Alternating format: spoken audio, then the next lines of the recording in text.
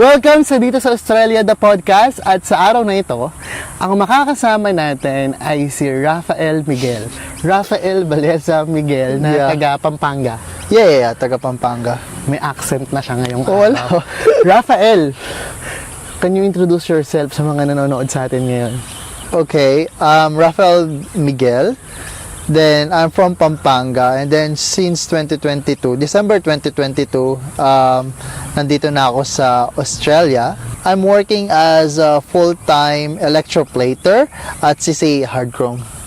December 2022, niyan din ako dumating. Oh. December 10 ako dumating. Kailan Ako ka? naman, December 28, then dumating ako dito December 29. So, after Christmas, then Bago dito ako mag-New nag-New Year. Taon. Yeah. So, saan nanggaling yung idea ng Australia? actually, nanggaling yung idea na Australia is sa kaibigan ko. So, originally, dapat mag-student visa talaga ako sa Canada kasi nandun yung best friend ko. Inaaya niya ako that time kaso nagka-COVID. And then after that, yung kasama ko sa trabaho and then yung high school friend ko na si Justin John Fair, inaya ako na na pumunta ng Australia, try daw habang bata, try daw mag-explore kasi nga parang yung sa trabaho namin dati hindi sumasapat yung parang sahod. Kung gusto namin mag-take risk or kung gusto namin gumanda yung buhay namin or maging maginhawa is mag-try sa ibang bansa. Ano bang buhay mo nun sa Pilipinas bago ka mag-Australia? Anong ginagawa mo doon? Bago ako mag-Australia is I'm a technical instructor. So I graduated Bachelor of Science in Aircraft Maintenance Technology sa PhilSCA. Then after that, I took my licensure examination and then naging instructor ako sa PhilSCA Basa Pampanga. So and then after that, nag-apply ako dito sa Sydney as a student. Student? Yeah. Pero kasi teacher ka tapos magiging student ka ulit. Yeah, actually, nung naisip ko na mag-student visa ako, sabi ko naman, kung di ako papalarin dito sa Sydney o sa Australia is at least may edge pa rin or kumbaga qualification pa rin as a instructor noon sa Pilipinas. Kumbaga sa government kasi kapag magpaparanking ka or yung mag-apply ka as a permanent instructor sa government is kailangan ng mga qualification like at least natapos mo yung masters mo and then may diploma ka internationally. So inisip ko that time, if di ako papalarin dito sa Australia is at least magkabalik ko ng Pilipinas, may qualification, and then bata pa naman ako, mag-start ulit lang buhay doon sa Pilipinas. Anong inaral mo dito nung unang dating mo? Anong in-enroll mo noon nung nag-apply ka? Ang inaral ko is IT. So, balak ko noon kasi hindi naman ako papasok sa isang gera. Like for example, kasi tinake risk ko yung buhay ko sa Pinas as an instructor papunta dito. Nag-apply ako ng Diploma of IT hanggang Advanced of Diploma of Information Technology. So sabi ko, sinaad ko dun sa statement of purpose ko. And then, naisip ko din na kasi yung technology sa Pilipinas is parang napangiiwanan tayo. So sabi ko, if marami akong matututunan dito sa Australia, is magiging edge ko din yon if I will try to apply sa mga international airport sa Pinas. So, way back then, before, quick trivia din as well, is bago ako lumipad dito sa Australia, is natapos ko na yung thesis ko, like sa masters ko. So, inihintay ko na lang is yung graduation ko. So, yun yung quick background ko, bakit ako nag-apply at kung ano yung purpose ko, bakit ako nag-apply. Kumusta naman yung buhay mo nung pagdating mo dito? Kasi wala kang family dito, di ba? Yeah. You mentioned yung best friend mo nasa Canada. Yeah. Wala naman din dito. So, how was life in Sydney when you arrived? At New Year pa yon. Yeah. How's my life? Siguro, hindi ko na-expect na magiging madali yung buhay kasi nga wala akong kakilala. Meron akong mga kakilala yung classmate ko nung high school at chinat ko siya. Kasi yung kasabayan ko na pumunta dito is meron siyang mga family dito like tito, tita, ganyan. Pero ako, as in wala. wala akong kakilala noon except sa mga isa kong classmate na pinatuloy ako for 2 days, 3 days kasi nakakahiya din, di ba? Para lang may masandalan ako dito kasi emang hirap naman kung wala pa ako ng bahay pumunta dito, di ba? And then so nakiusap muna ako sa kanya na at least 2 days or 3 days na makituloy ako, then after that hahanap ako ng bahay na matitirhan. So yun, parang ano ako para akong every month or 2 months, lumilipat ako ng bahay. Parang hindi kasi ako mapakali. Parang na-homesick ako, parang hindi ako masaya. Syempre, pagkatapos lang ng bagong taon yun, tapos wala pa akong trabaho that time. Grabe, alam mo ba, sa isang araw, parang naka 10,000 to 15,000 steps ako. Yung ginawa ko lang after second day ko dito sa Astralis, naghanap talaga ako ng trabaho. Lahat ng train station dito sa West, is talagang binabaan ko, tapos every store talaga as in grabe, as in in-applyan ko lahat ng resume, like ganito pa nga isa, sabi ko, oh hello, how are you? Parang, oh, are you hiring? I'm an international student here in Australia, ganyan. Tapos sabi ko, I know how to cook, I know how to everything, I know how to bake. Kung ano yung talaga, kahit hindi ko talaga alam, di ba? Syempre, magkano lang yung dala ko na pera noon is like 100,000 pesos lang. Ay magkano lang dito? Parang 1 week ko pa lang, parang nauubos na, parang napi 50,000 na ako. Syempre, magbabayad ka ng bahay. 2 months advance and then yung deposit mo. So, parang nauubos na. So, talagang, kahit hindi ko talaga alam, tinatanong nila kung may experience ako sa pagtitinda, pagka-cashier, sinasabi ko na lang, oo, meron ako, meron nga kaming doon, meron kaming tindahan sa Pinas, sabi ko, ganyan-ganyan, ako yung nagmamay-ari, ganyan-ganyan. Tapos, sa sushi, sabi ko, oo, yung tita ko sa Pilipinas, may-ari kami. Yung parang eme-eme na. Last, sabi ko, kung di ako magaganto, sabi ko, lakasan ng loob. Kasi sabi naman nila, they are willing to train me, sabi nila. So, ako naman, yun. And then, nung may nakakita sa akin na nagpost ako nandito ako sa New South Wales, yung taga sa amin, kasi SK chairman din ako sa Pinas, sabi nila, oh, yung tita ko, sabi niya, nandyan. Tapos, ngayon pala, nagko-call na sila sa akin, ganyan, nagtitext, nasa message request lang. So, hanggang yon si Tita Osang, yung taga sa amin pala, akala ko kasi sa Melbourne. So, close family friends siya sa Pilipinas. So, yun, siya yung tumulong talaga sa akin. Tsaka yung isa, si Kuya Jomar. Kala ko talaga kasi sila sa Melbourne. Laki pala ng Australia. Kala ko pag sinabing Australia, isa lang, yung parang malapitan lang, ngayon pala, hindi. So, yun, yung isa, tinatanong nila ako kung may grocery daw ba ako, ganyan. And then, yung sabi ko, okay na, may dala ako. Tapos, nung nakikita kong wala talaga akong pera, buti na nakahanap ako ng trabaho. Yung first trabaho ko ay sa hotel. Anong ginagawa mo dun sa hotel? Housekeeping. Yan, sa housekeeping. Talagang mabigat yung trabaho, pero okay naman yung sahod. Yung like, nag-start ako dito, like, parang, yun yung first work ko na parang 31 per hour before. 31 per hour? Yeah, pero sa city yun. Oo, pero sa city yun. Yun, mga Filipino, nakilala ko din si Sir Julian. Siya yung manager nun sa hotel nun. Then, halos Filipino kami nun. Kasi, di ba, nung pagkadating ng 2022 dito, parang walang working restrictions, ganyan-ganyan. So, lahat ng mga Filipino, lahat ng ganyan is, ang dami namin nun. So, parang hindi ko na dadadama yung pagod. Masaya kapag kumakain, sabay-sabay kumakain. Tapos kapag nung trainee pa ako, syempre, nagtitrain sa'yo, mga Pilipino, ganyan. Mahirap nung una, pero kapag nakapag-adjust ka na, parang i-adjust mo pa rin talaga yung pamumuhay mo dito eh. Hindi naman pwedeng, kasi nung una, nagko-convert ako eh. Yung parang hindi ko mabili yung isang donut, isang share tea. Oo! There are times nga na, di ba, nagtrabaho ako sa hotel, hanggang ngayon, parang awang-awa talaga ako sa sarili ko, like, kasi yung mga customer namin sa hotel is mga FA, ganyan, na mabait nila.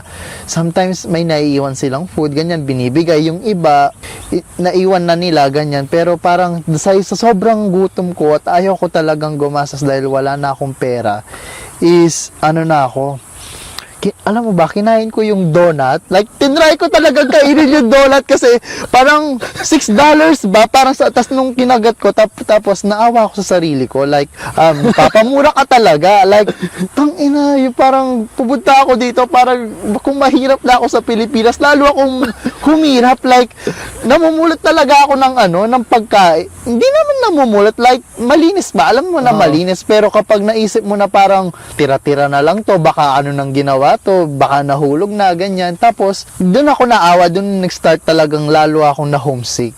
Like, kasi dito, pagkatas mo magtrabaho, magluluto ka, maglalaba ka, pero sa Pinas, pagka uwi ko ng bahay, ng dorm, mama ko, paglalabanan niya ako, pagluluto, tatanungin kung anong ulam ko. So, dito ko talaga na-realize na maging independent, which is good. Parang nalaman ko talaga yung totoong buhay. Kumbaga, challenging sa una, pero yun nga, sabi nila, matututo ka based sa mga experience mo.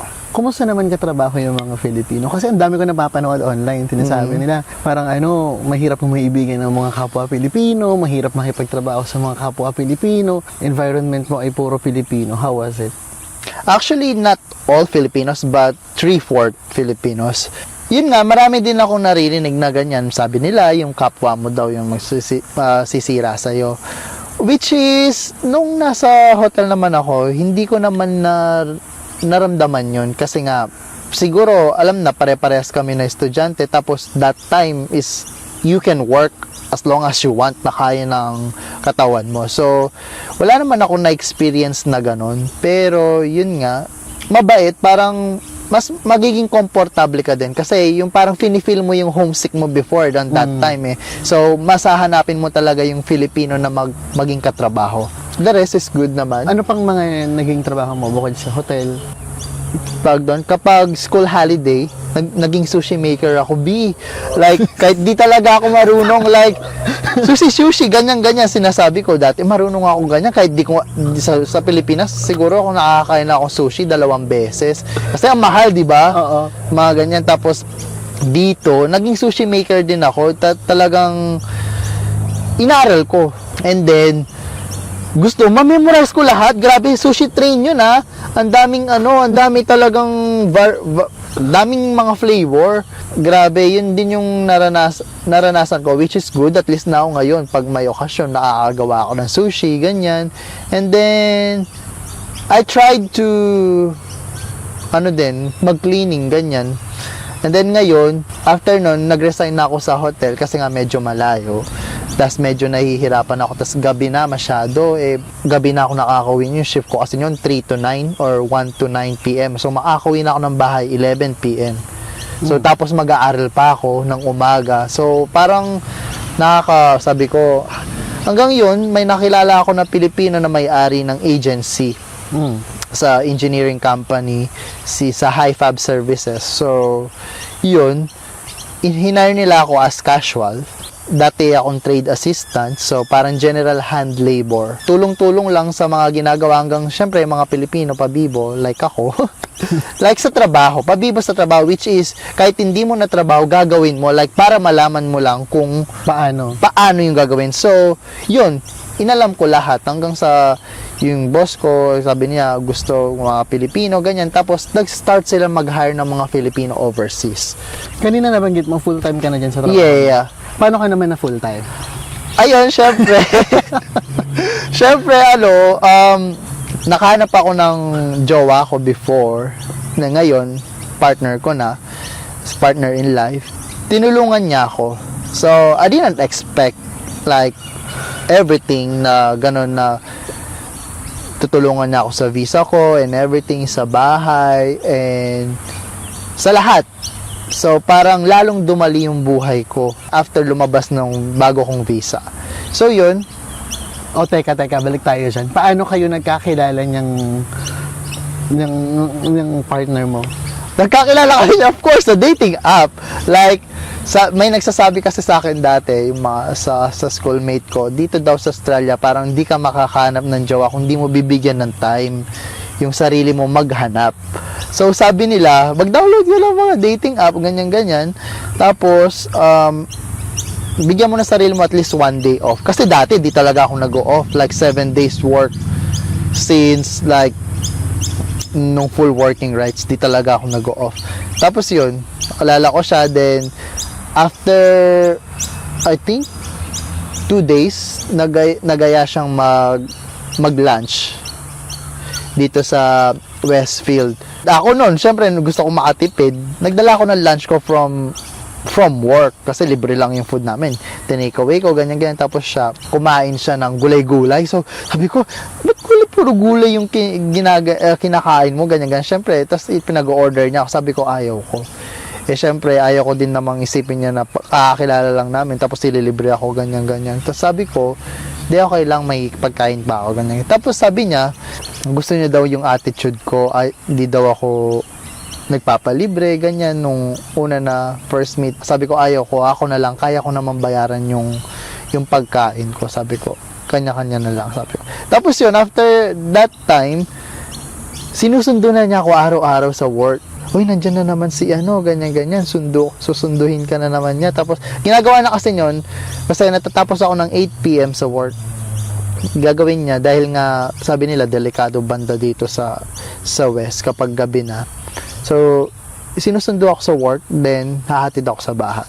Everyday routine na niya na after work niya, uwi lang siya sa bahay, then, susundin ako, i-make sure niya na makauwi ako na safe. Yun, sabi niya, yung best friend niya kasi Filipino, college niya sa university, then yung mama niya, Filipino yung best friend niya din. So, parang malapit na siya sa Filipino, then alam na niya kung ano yung Gusto ng mga Pinoy. gusto ng mga Pinoy, mga culture, ganyan. So, hindi, una pala, nagpatawag muna siya ng dinner, like, family dinner. So, syempre, kinabahan ako. Alam mo ba, With the family na. yeah, with the family na ako. So, syempre, nabigla ako. Bakit? Ba't sobrang aga? Sabi ko, family dinner. Alam mo ba yung eksena nung family dinner? Alam mo ba yung kutsara tinidor ko? Hindi kasi sila gumagamit ng kutsara tinidor. Gumagamit sila kutsilyo, yung tinidor, tapos isang kutsilyo pa. So, ako, nahiya ako. So, syempre, nagpa-ano ako, social. Kahit di ko alam gamitin, inano-ano ko na lang. Tapos nun, hindi mo talaga maririnig yung kubyertos ko na na tumutunog. Kasi nga, nahihiya ako. Alam mo ba yung kinailag namin? Chips, tapos, hamburger, ganyan. Expect ko na family dinner. Siyempre, yung mga garbong pagkain with rice and everything, maraming ulam, ganyan-ganyan. So, kasi dumating yung mga kapatid niya from Melbourne, from Canberra, and then, kasi nga family dinner, pinakilala nga ako officially. So, syempre, nabigla ako. Then, after that, how many days siguro, nagka-party kami din sa Dunside. Tinanong ko siya ng saan ba mapupunta to? Sabi ko. Mapupunta to kasi, sabi ko, sabi ko, kung laro-laro lang, magpo-focus ako sa life ko. Sabi ko, may goal ako dito. Sabi ko, ayaw kong magsayang ng oras. Like, ayaw ko din sayangin yung oras mo. Tapos sinabi niya, ano ba sa tingin mo? Sabi niya, kasi pinakilala na niya ako sa family niya. Parang kasi sila, yung culture nila, kapag may dinedate na sila or may liniligawan or may parang hinakatagpo na sila, papakilala na talaga nila, I'm meeting someone, I'm dating someone, sasabihin nila sa mga friends sila. Pati sa mga friends niya talagang sinabi niya ako. Then after that, yun nga, tinanong ko, sabi niya, ano sa palagay mo? Wala na akong sinabi na nintay yung sagot niya. Then after that, ginawa ko na din yung yung parang part ko na ipakilala na din siya sa parents ko. Pero bago mo siya nakilala, gaano karami pa yung mga nakilala mo muna? Wala. I mean, hindi naman ako nakipag-date or something na ganyan. Yung parang normal or formal na like entertaining someone like that. Kasi nga, walang time eh. Kaya nga, tas nung naglolokong kami ng mga friends ko, sabi nila, kung gusto mo makahanap ng jowa, sabi, or something na ganyan, makakasama sa buhay, bigyan mo ng time yung sarili mo. 5 days ako mag-work, tapos binigyan ko ng time yung sarili ko, di full shift, ganyan. So, yun, naging successful. So, after that, dahil nalalaman niya nagre-renta ako, sabi niya, sayang, tapos inaatid sundo naman din kita.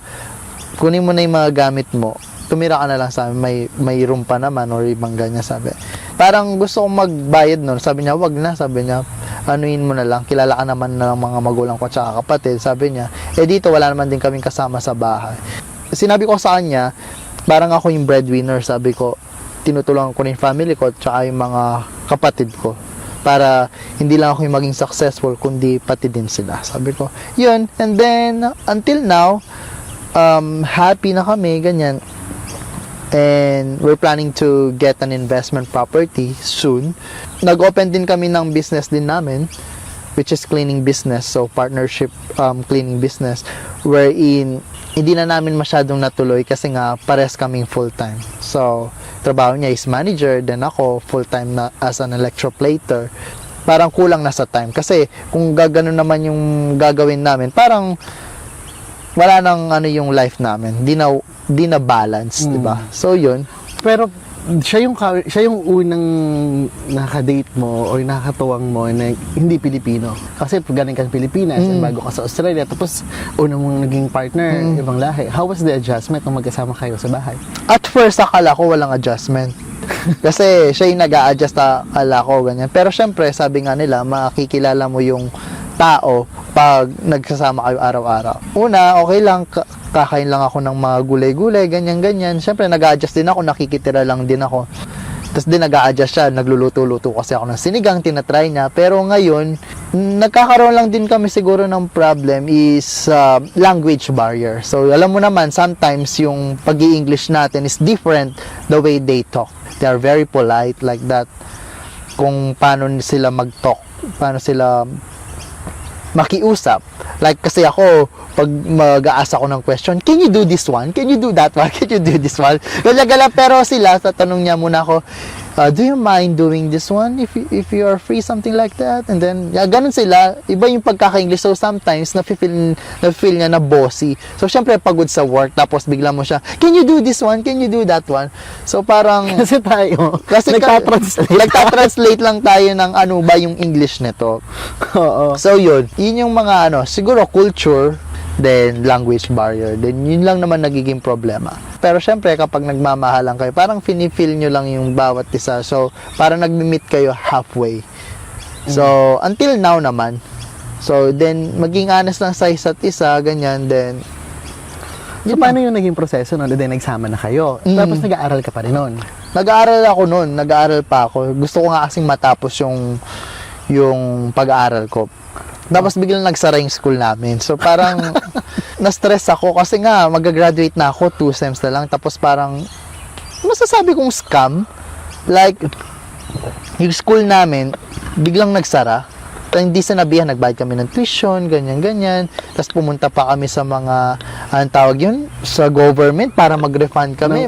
Sa tuition protection. Oo, sa tuition protection program. TPS or something program. Para masingil sila. Para masingil sila. Kasi nga, hindi sinabi ng school na magsasara na pala kami bukas. Nagkasok kami ngayon, bukas magsasara na sila. So parang, yun na, bigla talaga kami na gumunaw yung... Yung nangyari sa akin, sa unang school ko, nakakadalawang term na ako. Tapos, sakto, bayaran ko ng tuition ng Wednesday, nagsara sila ng Tuesday. Good thing, hindi ako nagbayad ng tuition. Pero yung mga kaklase ko, nagbayad sila ng tuition ng Monday. Isa ka din pala sa mga maswerte kasi yung mga iba ko classmate, di sila nagbayad ng Hindi ako nagbayad, so hindi ako nagkaroon ng problema. Pero sa mga hindi nakakaalam, pagka ganun nangyayari na nagsasara yung eskwelahan, so magiging affected yung student visa mo. Oo. Kasi kukuha kayo ng bagong enrollment to new school, which is mas matagal na yung end nun. So mangyayari, mas matagal yung end ng school mo, maaga matatapos yung visa mo. Pwede kang maging eligible sa waive ng hindi ka na magbabayad ng free ng student visa fee. ng student visa fee. Basta Yeah. makuha mo yung letter from school or yung from credit collector. So yun yung ginagawa ko rin ngayon, ina-appeal ko yung sa akin kasi I need to extend my visa. So inilalaban ko siya. Balik tayo sa iyo. O tapos Yan nangyari pa, B. Wala talagang as in transcripts. So, walang makikredit kasi hindi ako nagpapalit. Kasi wala ng nang course eh. employee eh. So, walang transcript, lahat-lahat. So, parang, sabi ko, parang katapusan ko na ata to. Na-stress ako, na-depress kasi syempre nagbayad ako nakapagbayad na ata ako ng $12,000. Magkano na din yun? Kulang na sa kalahating milyon. So, syempre nagtrabaho ka. Tapos, kahit transcripts nga lang, wala. Record or something para Parang wala kang inaral. Oo, kasi, yun nga, yung kinakatakutan ko, makukunti na lang yung visa ko, tapos wala pa akong natatapos, so paano yung gagawin ko? So yun nga, nag-guide naman kami ng mga agent, ganyan-ganyan. Inulungan kami hanggang ngayon, tapos nakikita ako ng partner ko, sabi niya, why you're sad like that, like that? I'm so stressed, sabi ko ganyan. Di ko alam paano yung gagawin ko, ganyan. Which is, ano na kami noon, parang 7 months na kami magkasama. So, parang shared life na talaga. May joint account na and everything. Then, nagta-travel together. Tapos, nakita niya kasi, minsan, yung pambayad ko ng tuition sa joint account din namin makikita niya.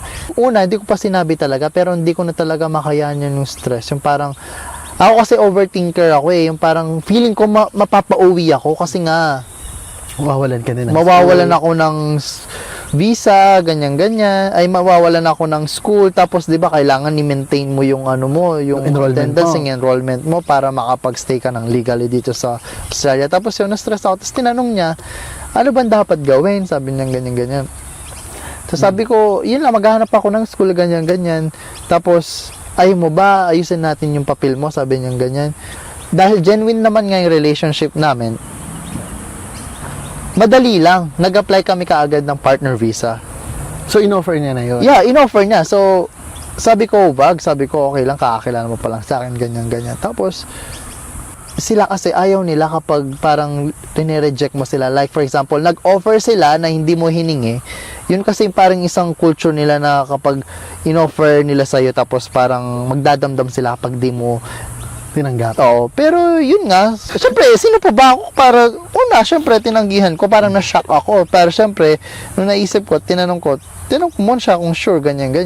Tapos yun, siya pa yung nagbayad ng application, which is, hindi siya, yung pera namin sa joint account.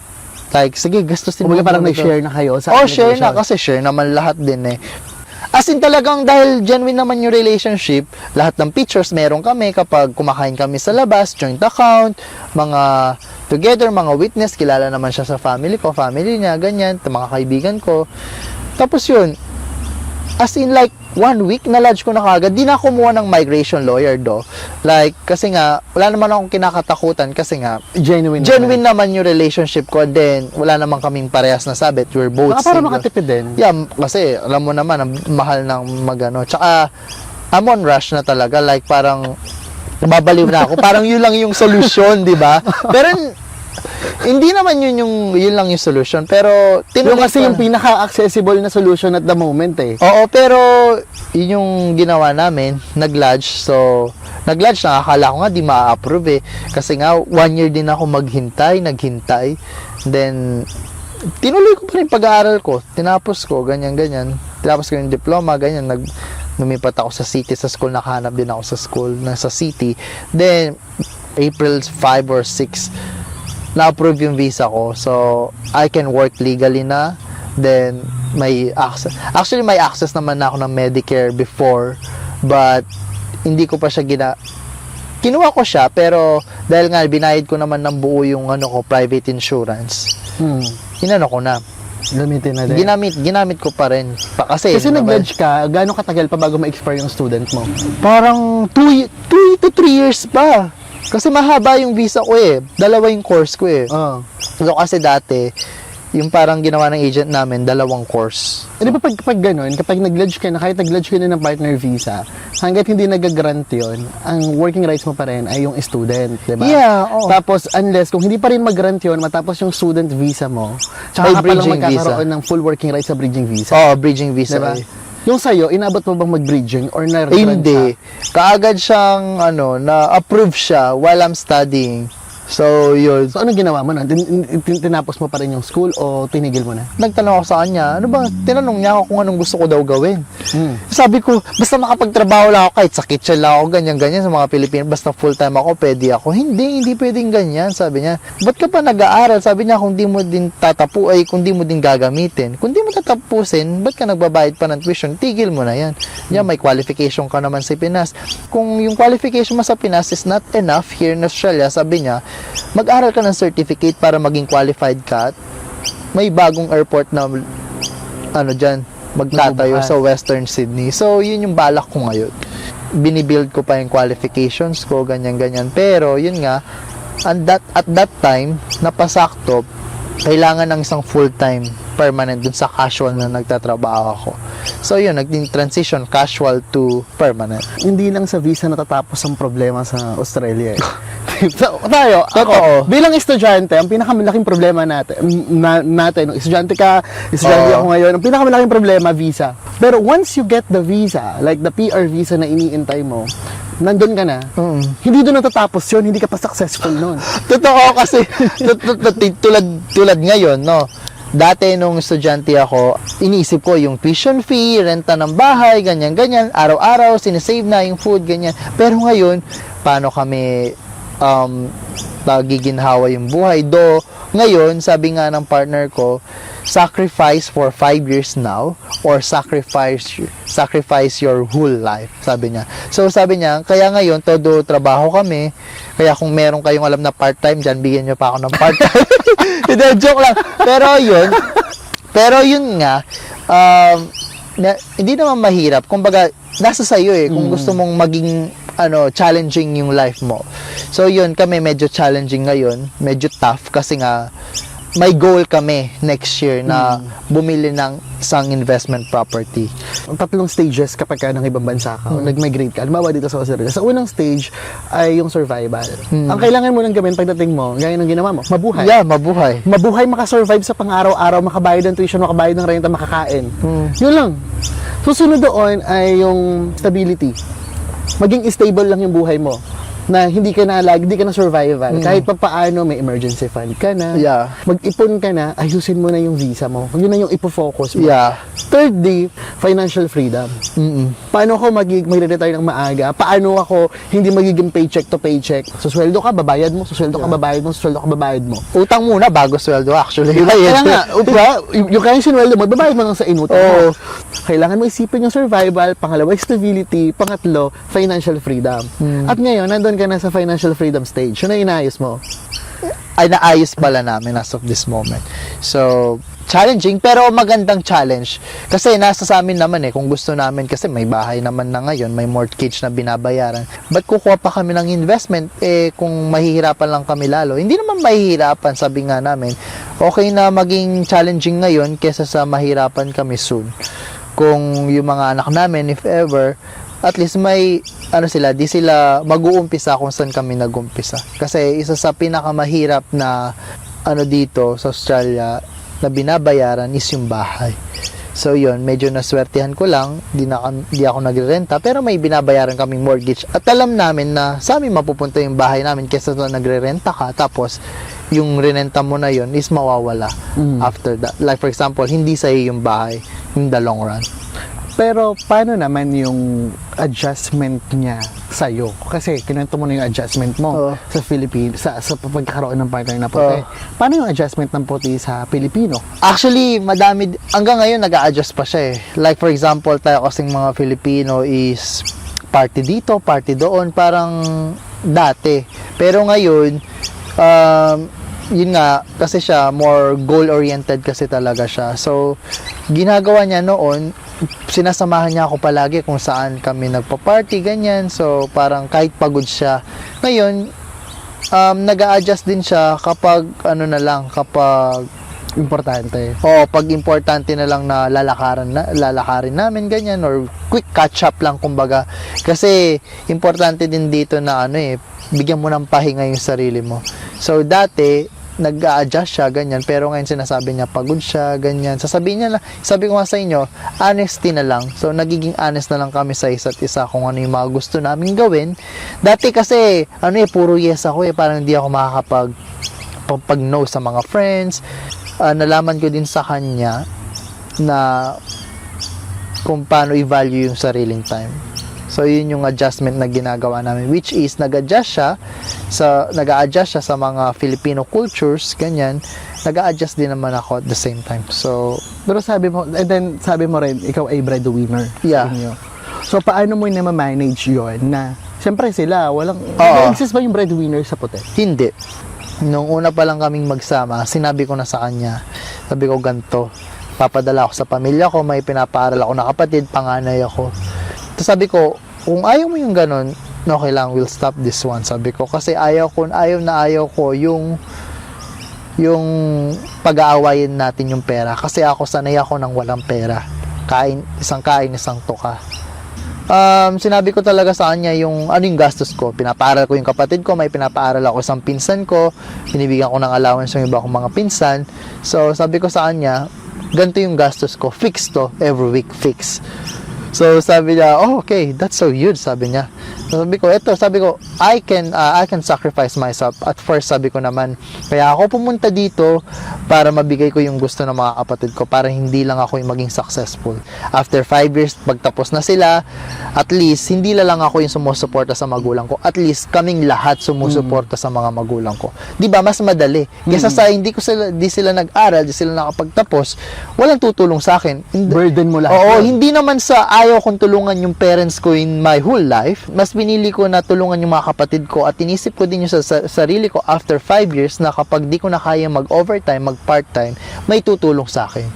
So, naiintindihan naman yun. Sabi ko sa kanya, wala tayong magiging problema sa akin. Di naman ako palaging bumibili ng kahit ano. Kahit di ako kumain ng masarap dito sa Australia, basta kumain lang ng masarap yung nasa Pilipinas. So, kumain lang ng tama yung nasa Pilipinas at matustusan ko yung pag-aaral nila, mas okay ako, sabi ko.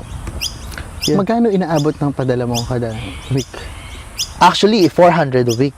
Anong ginagamit mo pa nagpapadala ka? Top send, syempre. Dati ibang platform. Pero ngayon, dahil nga si Emil, yung good friend ko, na ginawa ko, ginamit ko yung referral code niya. So, nagka $30 ako, nabawasan ko yun. Nakabili ako ng isang kape ko dito sa Starbucks, di ba? Pero, balik ako. Di ba, nagpapadala kayo ng 400 gamit ang tap send kada linggo. Paano yon? Paano siya nag-a-adjust doon? Hindi naman kayo nagkakaproblema na hindi niya kino-question yun? Hindi. Unang-una pa lang, sabi ko, wala, yung pera ko, kahit dyan lang sa bangko, matulog lang dyan, hindi ko papakialaman kung anong gagamitin namin or anong bibilin namin. Kasi ako yung tao na ayaw ko yung anong isipin niya kung saan ko pinupunta yung mga pera ko. Pero ang galing din, no? Kasi hindi lahat ng puti ay ganyan mag-isip. Napakadami ko rin nakikilala ng mga white, mga ibang lahi. Hindi lang Australian, kahit ibang white, na hindi ganun binavalue yung education. Especially, they have everything. They have access for everything in Australia. They don't think to worry, eh.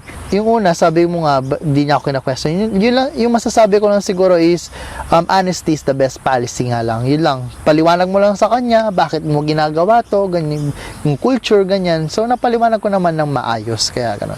So, yun nga din, yun nga, maswerte talaga ako kasi, yung partner ko, hindi lang siya nagsisettle for less.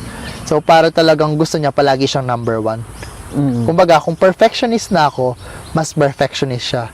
Gusto niya lahat ng goal namin is ma-target namin on that time. Though, alam naman namin na sometimes may challenges, sometimes may mga gastos na kailangan nagastusin na hindi inaasahan. So, doon lang kami nag-a-adjust minsan. Then, yung ginagawa lang din namin is, kung may gusto kaming bilhin, kung may gusto kaming gamitin or something, hindi kami manguutang. Kumbaga, pag-iipunan namin, maghahanap kami ng extra work, tapos doon namin bibilihin yung Hindi gusto ala kayong namin. credit cards. We're using it for everyday life. But, ginagamit namin na credit card, kung 6,000 yung limit nun, maglalagay kami ng 200 a week or 300 in that week. Then at least advance kami sa credit card namin. And then alam namin kung ilan pa yung gagastusin pa namin on that week. Sa ganyang sitwasyon, ang hindi natin maiiwasan ay yung mga sabi-sabi sa paligid. Yung mga komento ng mga tao sa paligid, di ba? Kaya may isa na naman tayong kababayang nakaahon sa hirap, na kaya lang naman pinatulan yan kasi para sa visa. Para sa visa. So, on your journey, na-experience mo rin ba yung ganong sitwasyon? I've heard someone na sinasabi yung ganyan-ganyan, yan may mababago na yung buhay niyan kasi for sure yung visa niya, di na siya student, tapos iiwan lang din at the end of the time. But alam nila, di ba? Not all people will do that. Like yung parang gagamitin nilang isang tao para mapahahon or mapalitan yung visa mo, which is not true. Kasi naman, parang naniniwala pa din naman kasi ako sa karma eh. Oo, mapi-PR ka dito, pero di ka maging successful kung gagawin mo yun. Kung parang, kumbaga, Kung manggagamit ka ng ibang tao.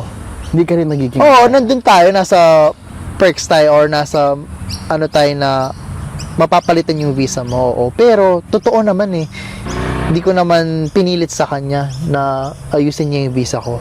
Kumbaga, dumating lang yung right time para ayusin yung visa namin kasi nga may nangyaring closure of school. So, may stress ako, ganyan. So, but at first, we never talk like yung di namin pinag-usapan kung paano aayusin yung visa ko, ganyan. Naniniwala ka ba sa everything happens for a reason? Of course. Sa sitwasyon mo, in just less than 2 years of being a student in Australia, you already found the one Yeah. for you. Actually, oo, naniniwala talaga ako kasi may mga kaibigan ako. Tulad ikaw, B. Hindi mo makita, di ba? Yung tagal mo lang sa magkasabay na tayo dito, pero hindi mo pa nakikita yung sa'yo. Pagkatapos ng mga kaibigan, pinsan ko, mga friends Nagtatrabaho ko. naman ako. Masipag Diba? naman ako. Kaya nga sabi ko sa'yo, bigyan mo ng time yung sarili. Binibigyan ko minsan nga 4 days na eh. Yung So, 4 yun. days lang ako, Oo nga. apat na araw ako walang So, pasok. So, yun lang talaga. Hindi bibigay sa'yo ni Lord, kundi talaga para sa'yo. So, kung ikaw, binibigyan ka man ng maling tao, baka hindi pa para sa'yo talaga yun, di ba?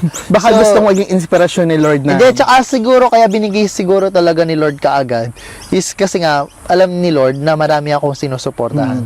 Marami akong tinutulungan sa Pilipinas. Ayaw na niya akong mahirapan na kumain ng donut na kahit hindi na di ba? Di ko talaga makakalimutan yun kasi ang mahal ng donut dito and then yung isang milk tea, kino-convert ko, sabi ko, 1,000 na kaagad to. Sabi ko, magkano lang sa Pilipinas yun, di ba? So, yun.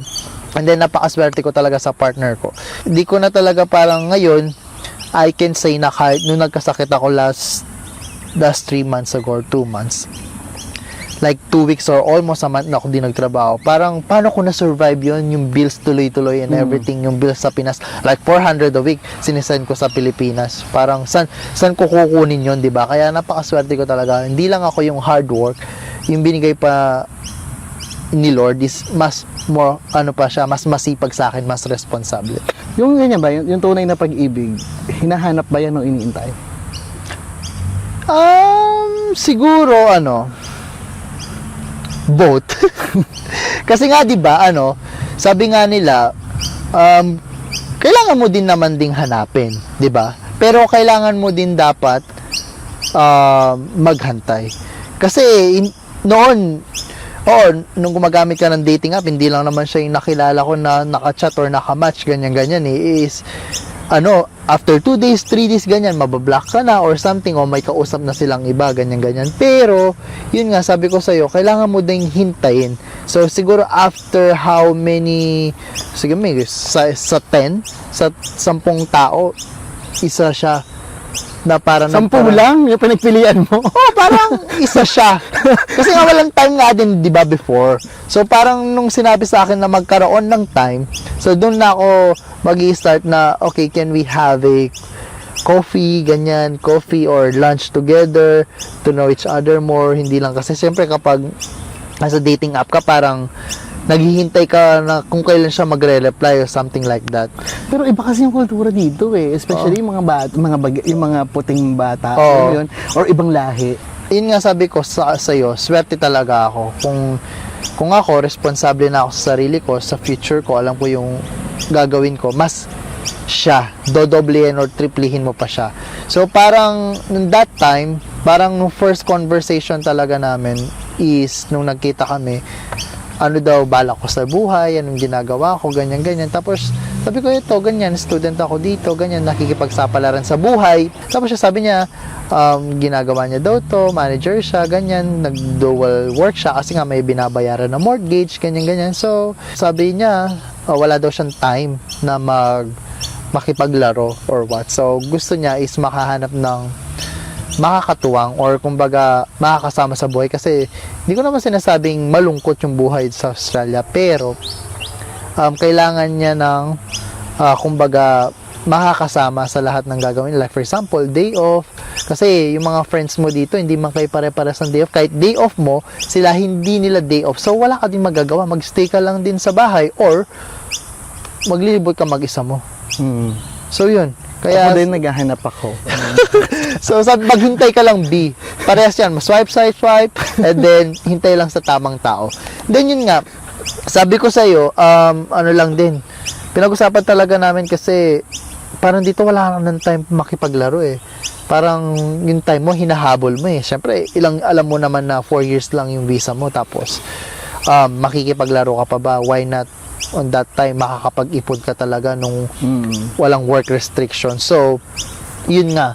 So, sabi ko, gusto ko lang, kung di talaga papalarin dito, makapag-ipon sa bahay, mabayaran ko lang yung utang ko, matubos ko yung titulo, na isan lang sinangla ko. So, okay na ako. At least nga, kung may diploma ako dito, may qualification, magagamit ko sa Pinas. Sa halos magtatatlong taon mong pananatili sa Australia, anong aral ang itinuro ng Australia sa'yo? Madami. Siguro yung unang aral sa akin is learn to value your own time. Kumbaga, kailangan mong magpahinga. Then minsan, sometimes hindi lahat ng panahon kasama mo yung kaibigan mo, kausap mo yung pamilya mo, ganyan. Kumbaga, sometimes mahiga ka lang sa higahan mo, ganyan. Tapos is magmuni-muni ka lang, manood ka lang ng mga movies, ganyan. Then after that, kapag relax na yung utak mo, kasi dito trabaho lang halos eh. Pag relax na yung utak mo, makakapag-isip ka ng maayos.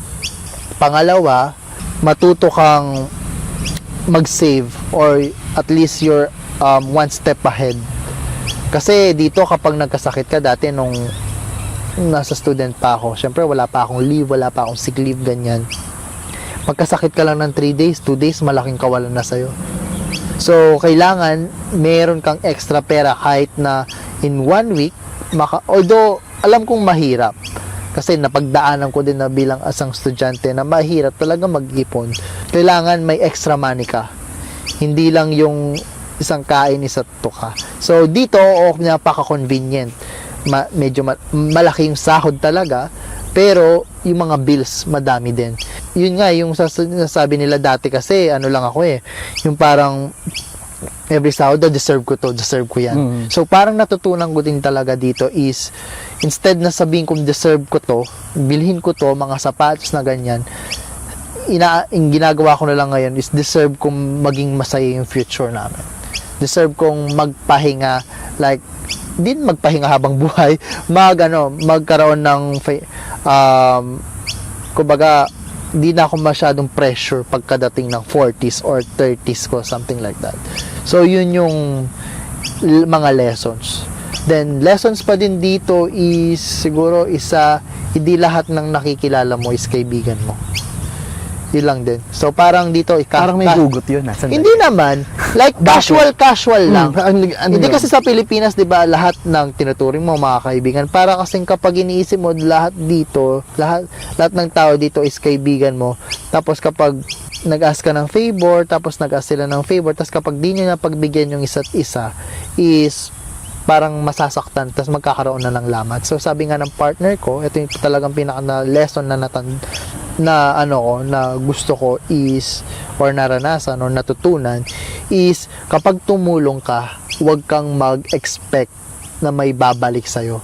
Sabi nga ng partner ko, sabi niya, kung tumulong ka, huwag kang mag-expect. Kasi, kung nag-expect ka, hindi tulong yun. Kasi kung like for example, ikaw, tinulungan kita, tapos, nung nangailangan ako ng tulong, kailangan mandatory tulungan mo din ako. Kasi sa atin, meron tayong tinatawag na utang na loob. Ano sa English yun? Owe of gratitude. Meron din sila nun? Meron. Pero hindi siya ganun kalalim. Like for example, kapag ako may tinutulungan kami mga kaibigan niya, family, ganyan. Kumbaga, pagkatapos ng tulong na yun, tapos na yun. Doon na, end na. Hindi ka na mag-expect ng pabalik. Kasi ba't ka mag-expect ng tulong pabalik, mas magandang ikaw yung tumutulong, di ba? Kung magkakaroon ka man talaga ng challenges sa buhay, solve it by yourself. Yun din yung isang natutunan ko sa Australia. Kailangan mong matutunan kung paano tulungan yung sarili mo kasi walang ibang taong tutulong sa'yo kung hindi ikaw. Pero if you will manage to save, hindi naman kailangan malaki yung ipon mo lalo kung estudyante ka. Of course, I know, mahirap mag-ipon. Sabi ko. Pero kahit papaano, save for rainy days. Save for something and find true friends. Find really, really true friends. Hindi yun madali. It's quality over quantity. Siguro, masasabi ko din na paano mo malalaman yung true friends is yung kapag, like for example, ikaw nga yung papahiramin mo ako ng pera. Yeah, yes, every time kung mapapahiram mo ako ng pera, tapos dumating yung point na parang ikaw naman din yung may problema, pero parang sasabihin mo na lang na, okay, ngayon may problema din ako, tapos hindi mo na kita mapapahiram, ganyan. So, yung parang walang sakitan ng loob. Walang sakitan ng Kaya loob. kumbaga kasi Totoo naman yun. kasi dun mo lang marami akong meron ako mga friends na ganyan ngayon. Like parang magiging honest lang kami sa isa't isa kahit hindi kami nagkikita ngayon, ganyan through chat, kahit usually nga kahit 6 months or 4 months wala kaming chat or something, pero kapag nagkausap kami or nagkita kami sa dyan, alam namin na magkaibigan kami. Yun yung value ng true friendship sa amin. Kahit di kami nag-uusap or ganyan. Kasi pag nag-iba na talaga yung yung pananaw mo sa buhay. Like for example, ako nasa stage na ako ng ganito. Tapos sila nasa ganito pa lang sila or mas ahead sila sa akin.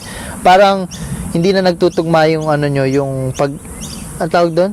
Hindi na nagtutugma yung mga goals nyo or kung nasan na kayo ngayon sa yun yung parang doon nagkakaroon ng gap. So at least maintindihin nyo lang isa't isa. Sa amin kasi ako, sa mga kaibigan ko din, ayoko nang ako lang yung successful. Ayoko yung ako lang yung may maayos na buhay. Yeah. Kailangan, lahat kami maayos ang buhay. Gusto ko yung ganon. To the point na gagawin ko ang lahat para madala ko sila kung nasan ako. Gagawin ko ang lahat para mabigay ko sa kanila yung buhay na nararanasan ko. Mabigay nila sa sarili nila. Matulungan ko sila para mabigay nila sa sarili nila yung buhay na yon. I don't want na ako lang yung successful, tapos pag nakita-kita kami, hindi sila. Alam mo yun? Ayoko eh. Ang pangarap ko talaga sa mga kaibigan ko, sa aming magkakaibigan, sabay-sabay kami. Hindi sabay-sabay in time. Pero there is always perfect timing for everything. Pero if I could, kung kaya ko silang tulungan para ma-achieve nila yung goals din nila. Kasi magkakaiba naman tayo ng definition of success. Yeah. Maabot nila yung success on their own. Diba? Natulungan mo sila. That's more than enough. That's true. Kaya din yung isa pang last na natutunan ko, learn to value their own time. Kumbaga kung binavalue mo yung sarili mong time, kailangan intindihin mo din yung time ng ibang tao na kailangan din nila ng ganito. Hindi sila lagi nasa tabi. Oo, hindi sila, kaya huwag ka maging dependent. May kaibigan ako dito sa Australia. Siya yung kauna-unahang naging kaibigan ko dito. Na dito ko lang kilala sa una kong trabaho. Magkaibigan kami hanggang ngayon, like super friends. Ngayon, dati, almost every day off, magkasama kami. Daig namin mag-partner, daig namin mag-jowa, layan mo magkasama. Hindi pa matatapos yun, magka-chat pa kami pag uwi. Every time, magkatrabaho kami, o kaya, ihatid ko pa siya sa trabaho niya. Ganyan, sobrang close namin. Then dumating yung point na nagkaroon na siya ng partner. Oo. So everything changed. Yeah. But, I value it. Pag sinabi ko sa kanya, binasan ka, ay kasama ko yung jowa ko. Okay. Yeah, parang I need to understand it. If you have free time, especially pag off naman nung partner niya, wala siyang gagawin, off din niya, Sama and mo. off ko, magkasama kami. Pero, kung may time, kung kailangan nila ng time dalawa, kailangan nila ng time. Yeah, kasi nagtatrabaho din sila ng dalawa. Tulad kami, sabi ko nga sa'yo, pag madalang lang kami magkaroon ng same off. So, sometimes, di talaga ako gumagamit ng phone kapag kasama ko siya or something like that. So, yun din yung nangyari sa akin. Same sa scenario na parang hindi ko kinakalimutan yung mga friends ko. Kumbaga, yung mas priority ko muna ngayon is yung partner ko kasi madalang din kaming magkita, ganyan. Or, hindi naman magkita. Araw-araw nagkikita kami. Parang magkakaroon lang kami ng quality time. They need to understand, if you are really a good friend of someone, you really need to understand na meron din siyang buhay. Yeah, yun nga din. Kaya, malalaman din nila yun kapag may partner na sila or something like that. Pero ngayon, yan sinasabi ko sa mga friends ko. Pero totoo din kasi na ako, nararamdaman ko, as a single individual in Australia, kapag day off mo na, tapos yung kaibigan mo, ilan lang, tapos busy din sila. Oo. Nakakalungkot yun. Totoo yun. totoo. Nakakalungkot yun na hindi mo alam kung ano yung gagawin mo sa buong araw. Hindi mo alam kung saan ka pupunta, anong gagawin mo, anong kakainin mo. Wala kang kasama. Lalo sa kalagayan ko, na sobrang outgoing person ko eh. Pero that's life eh. We need to learn how to be with ourselves. We need to learn how to love ourselves.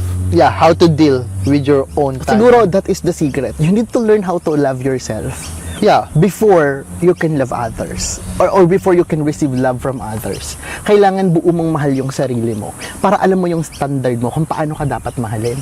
Kasi kung hindi mo alam mahalin yung sarili mo, yun siguro yung malaking cause ng bakit nagkakaroon ng relationship failure. Kasi hindi mo alam kung paano mahalin yung sarili mo. So hindi mo alam kung paano ka ba dapat mahalin ng ibang tao. Parang hinahanap-hanap mo lahat, ang dami mong hinahanap na ito lang yung gusto mo. Na minsan hindi pala true love yung hinahanap mo. Pero alam mo yun yung natutunan ko. One best learning experience is in Australia, hindi ganun kadaling mag-aya ng kaibigan. Yeah. Kaya kailangan mong matutunan kung paano i-value yung oras mo with yourself. Dinidate ko yung sarili ko.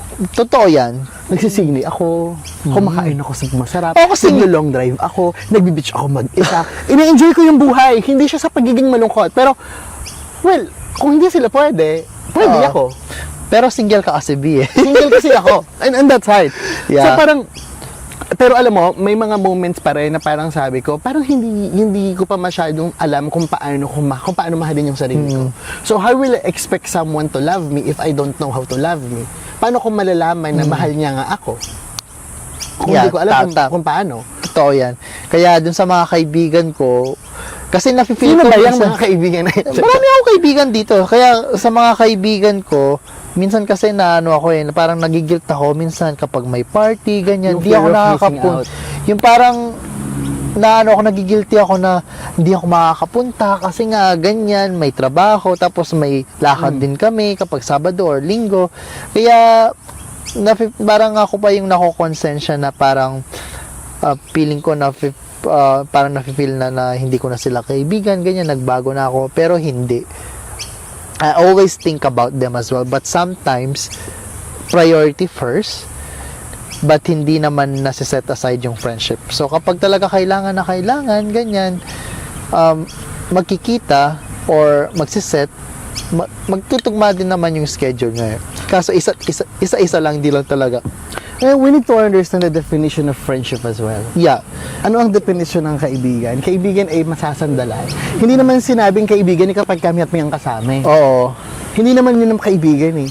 Hindi ko mo umiyat nga mo kasama, kaibigan mo na. Oh, totoo Hindi yan. laging ganoon. Yung mga kaibigan ko, hindi naman laging andyan. Pero, lagi silang andyan kapag kailangan ko sila. Oo. Tsaka kapag gagawa kasi ng paraan eh, kapag kailangan ka nila, gagawa kang paraan kung talagang kailangan nila ng tulong. Kompletohin ang pangungusap. Dito sa Australia, Madami kang malalaman.